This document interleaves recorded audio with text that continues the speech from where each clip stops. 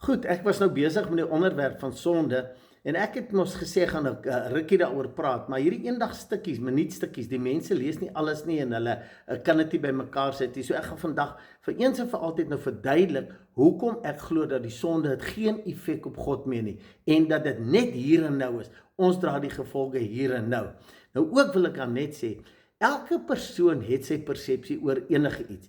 En dis hoekom, en die probleem met die Bybel is, nee, as jy 'n sekere ding glo of so geleer is in dit, dan kry jy klomp teksversies wat jou persepsie, jou opinie, jou oortuiging bevestig. Maar nou, oor daai selfde ding sê ek vir jou ander versies uit die Bybel wat die teenoorgestelde sê. So, ons vat gedeeltes uit die Bybel wat vir ons pas en die goed vir ons bevestig, presies wat ek nou gaan doen. En dis hoekom dit wat ek sê oor sonde en oor dit wat ons daaroor glo, en hoekom ek nie saamstem met die kerk se teaching wat vandag nog vir mense vertel die sonde vat jou hel toe. En ek wil dit net sê, as sonde mense hel toe gevat het, was daar nie een mens wat nie hel toe gaan het nie. Want onthou, daar's nie een mens wat nie vir my kan sê, wat nie jaloers is nie, wat nie afgunstig is nie, wat nie rassisties is nie, wat nie in hulle kop kwaad dra en skinder nie.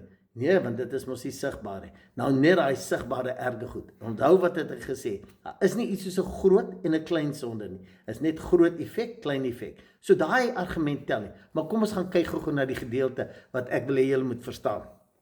2 Korintiërs 5 vers 10 sê hy byvoorbeeld, want ons moet almal voor die regterstoel van Christus verskyn, sodat elkeen kan ontvang wat hy deur sy liggaam verrig het volgens wat hy gedoen het, of dit goed of kwaad is. Nou hierdie gedeelte sê hulle dan, hoorie, jy sien, daar's eendag nog 'n regterstoel, 'n oordeel van God waarvoor jy gaan staan. En dit maak mos nou nie sin nie. Maar as jy nou gaan vra jou dominee of pastoor en gaan kyk in die oorspronklike taal, die Grieks, daai gedeelte is geskryf in die Oristes Sapientiwiteit. Met ander woorde, die afgehandelde verlede tyd. Dis lankal verby, klaar. Dis nie iets wat in die toekoms, hy's vertaal asof dit nog iets is wat in die toekoms vir ons wag, maar die oorspronklike taal, waar hy die Bybel vertaal, het hom verander.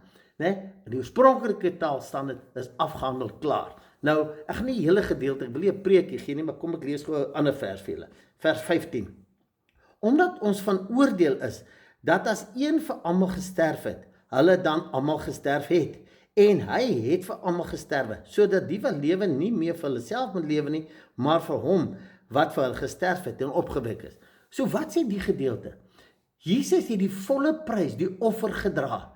Hy het vir die laaste een gesterf. Almal was aan daai kruis, né? So wat sê dit?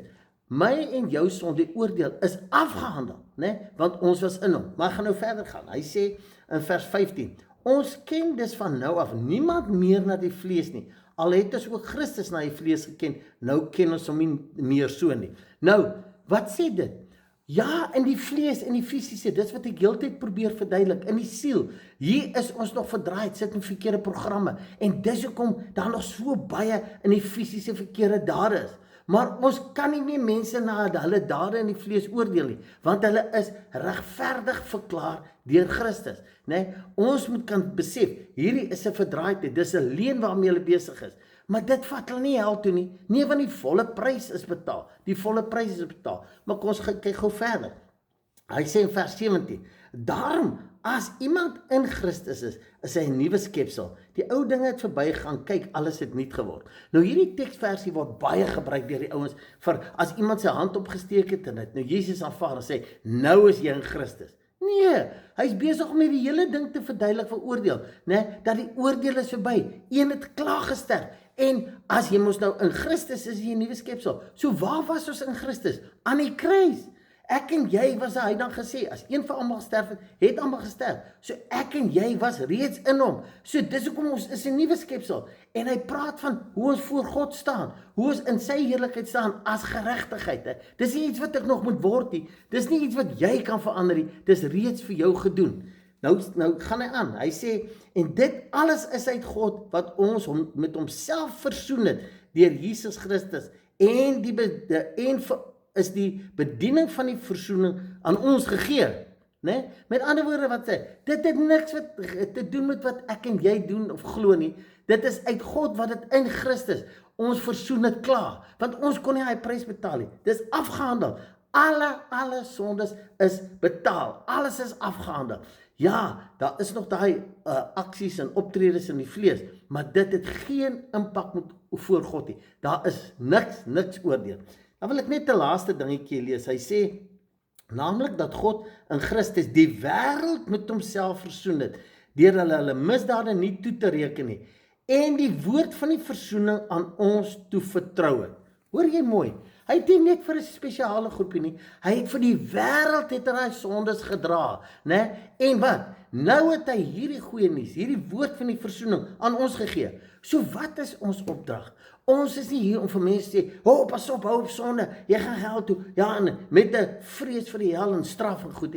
Nee, die woord van die versoening is, weet jy wat? Jy's eintlik vry. Weet jy, daai drugs, daai alkohol, daai goed wat jou vashou, is 'n leuen wat jou weghou van hierdie vryheid, hierdie vrede, hierdie volheid, hierdie vriendelikheid, die vrug van die Gees. Dit is reeds in jou, dis jou deel, né? En dis die boodskap wat ons vir mense gaan gee daar buite. Nie vir hulle met vrees en straf heeltyd bang maak vir die hel nie, omdat jy sonde doen. En nou sê mense vir my, ja, maar jy's hier nie, so jy wil mense toestemming gee om nou te sonde. Sê ek, weet wat, of ek het nou gee en of die kerk het nou gee, die kerk preek hel en brimstone en waarsku mense, maar niemand hou op nie, né? En al wat ek nou sê is, vir hoekom? Want dit korreleer nie met die Christ within nie. Dis hoekom ek sê, praat ons dit goed, dat mense kindertjies mishandel en alkoholiste word? Nee, glad nie. Dit is hartseer, maar dis die verdraaiing van die wêreld, né, wat in ons siele is, en dis wat ons verander. En hoe meer ons vir mense kan verduidelik wie hulle reg is, dan vat ons hy skuldgevoel, hy minderwaardigheid, hy oordeel weg, dan kan mense in hierdie vryheid begin te stap. Dan gaan mense 'n heel ander belewenis op hierdie aarde te hê. En dis hoekom ek en jy, en die bediening gaan nie oor, bediening van die versoening is nie net van, ek moet op 'n preekstoel staan en preek nie. Nee, wat dit beteken, stap in liefde, doen daai goedheid, vriendelikheid, gasvryheid. En weet jy, as jy vou in die vlees, moenie dat dit jou wakker hou nie. Want dit is deel van die proses van groei in, hy sê later in Korintiërs, hy sê, as jy jouself in 'n spieël sien, né, en die heerlikheid van God aanskou, met ander woorde, as jy in die spieël kyk, sien jy die heerlikheid van God, want jy's vlekkeloos, jy's regverdig voor hom, jy staan amazing voor hom, en hoe meer jy dit gaan glo en verstaan, gaan hierdie brein van heerlikheid tot heerlikheid verander. Met ander woorde, dan gaan ek nie meer daai verkeerde goed wil doen nie. Maar op die stadium, nee, is ons voel so skuldig en die Here is kwaad vir my. Jy kan niks doen wat die Here teleurstel nie. En weet jy, dit is vir my die hartseer. Ek sê dit altyd, ons is nie na die beeld van God geskaap as ek na die kerk en na die teologie luister nie. Nee, ons het God na ons beeld geskape. Ons het hom 'n mens gemaak met hierdie verskillende emosies. Dan as ek nie nou my stiltyd hou nie, dan is hy kwaad. As ek dit doen, is hy kwaad. Dan is hy teleurgestel. So eintlik wat hulle sê, en dit hiermee wil ek afsluit is, die hele versoening wat die kerk gepreek het, van hierdie volheid van die versoening, hang af van die mens, hang nie af van God nie. Ek bepaal God se emosie. Soos ek vanoggend ietsie doen, dan maak ek hom kwaad. En jy weet, en dis die hartseer.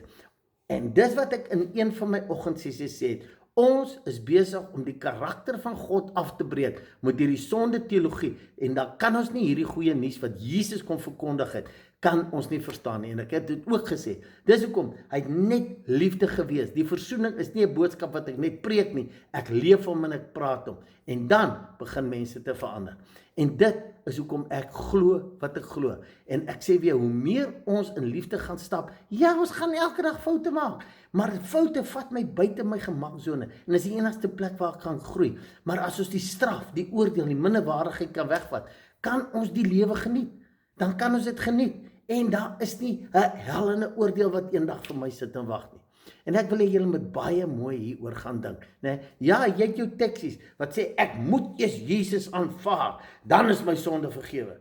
Hoeveel mense het Jesus aanvaar en die sonde floreer nog steeds in hulle lewe? So met ander woorde, hy kan maar net omdat hy Jesus aanvaar het aangaan, want dis eintlik wat die ouens se verduideliking sê.